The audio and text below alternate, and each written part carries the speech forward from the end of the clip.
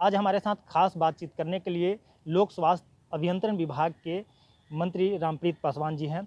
खास करके आपको बताते चले कि ये जिस क्षेत्र से आते हैं वो बाढ़ इलाका है और हर साल वहाँ के दर्जनों इलाके बाढ़ के चपेट में रहते हैं, जलमग्न रहते हैं। ऐसे में सबसे पहला सवाल रहेगा कि सर, हर साल उस इलाके में बाढ़ से लोगों को परेशानी होती है, कहाँ सिस्टम चूक जाती है सर कि लगातार लोगों को झेलनी पड़ती है? देखिए, हमारे यहाँ जो बाढ़ आता है, हम लोग नेपाल के किनारे में बसे हुए हैं, बॉर्डर है, और जो भी नदियाँ हैं सब पहाड़ की तरफ से हम लोगों के देश में और हमारे बिहार राज्य में प्रवेश करता है। तो नेपाल में जो भी नदी है उसका कोई सिस्टम नहीं है, जो पानी आया तो हम लोगों के यहाँ नदी में आ जाता है। और हम लोग के यहाँ जो बांध है, तो बांध में जो नदी है वो, लेकिन जहाँ कहीं भी थोड़ी दिक्कत होती है, कहीं मूसा लग गया, बांध में मूसा लगता है और पानी का दबाव ज़्यादा आ गया तो कभी काल बांध टूटता है। लेकिन सरकार की तरफ से इतना व्यवस्था हम लोग करते हैं, जो भी लोग बाढ़ प्रभावित होता है उसको हम लोग तुरंत व्यवस्था करते हैं, उसको रहने का, उसको खाने पीने का। यहाँ तक कि मैं अपने विभाग से चापाकल भी हलवा देता हूँ, और जब पानी सामान्य हो जाता है तो फिर अपने घर में चला जाता है। तो बाढ़ मौसम है और जब पानी ज़्यादा होता है तो बाढ़ आता है, लेकिन अभी इस साल अभी तक स्थिति सामान्य है, बाढ़ का ऐसा कोई प्रकोप नहीं है।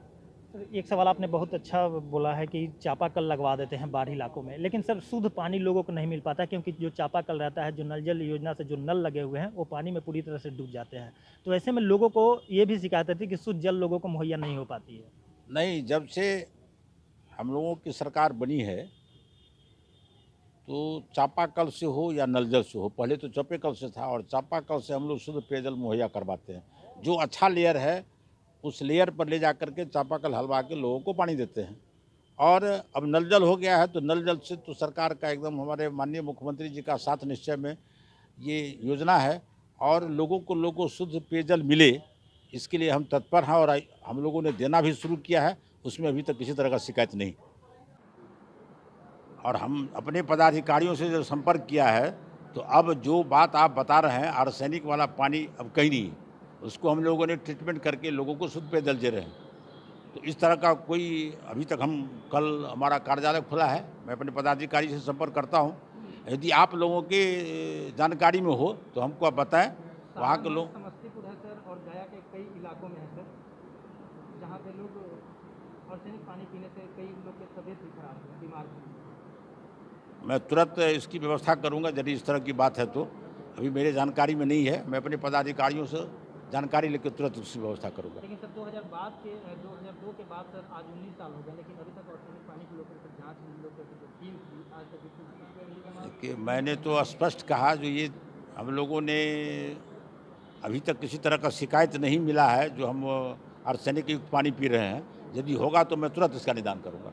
अब सर नया जो है पंचायती राज विभाग और पीएचईडी विभाग मिल करके जो नल जल योजना है उसके लिए लोगों को शुल्क भी देना होगा, क्या शुल्क है, क्या व्यवस्था है? देखिए, 1 रुपया रोज है और 1 रुपये का कोई महत्व नहीं है। और 1 रुपये में जो भी हमारे उपभोक्ता हैं जो पानी को यूज करते हैं, तो 30 दिन में 30 रुपया देना है इनको। उसमें जो रख रखाव है, जो लोग उसको देखभाल करता है, चाहे वो मेरे द्वारा नियुक्त कर्मचारी हो या पंचायती राज के विभाग हो या वार्ड सदस्य हो, तो देख रेख के लिए जो उसको कुछ मिले, इसलिए सारा काम छोड़ के उसमें वो लगा रहता है। जो कहाँ पानी लीकेज हुआ, कहीं नल गड़बड़ा गया, किसको क्या दिक्कत है, वो देख रेख करता है इसके लिए।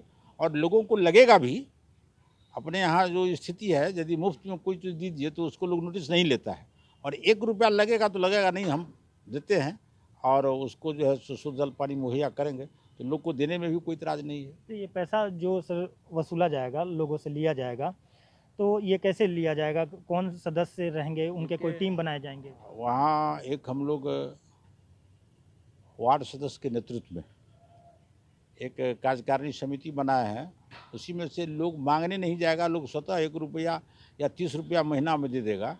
तो लोग धीरे धीरे जागृत होने लगा है। एक समय था जो हम लोग शौचालय का यूज करते थे तो फ्री जाते थे, और जब उसमें 5 रुपया लग गया, 2 रुपया लगा, तो लोग देना शुरू कर दिया, यानी अच्छी बात है। अब लोग भी धीरे धीरे समझने लगा है जो उसका साफ सफाई रखाव बढ़िया से होगा, इसीलिए हम उसको 1 रुपया रोज़ देते हैं तो 30 रुपया देने में लोगों को दिक्कत नहीं। वही वार्ड सदस्य के द्वारा जो नियुक्त लोग होगा वो उसको उछलेंगे और फिर उस पर खर्च करेंगे, उनको कुछ मानदेय मिलेगा जो इसमें मिस्त्री का काम करेगा। सर आखिरी सवाल ये है कि विभाग के द्वारा जितने भी चापाकल लगे हुए थे वो चापाकल आज पूरी तरह से टूट गए हैं, खराब हो गए हैं।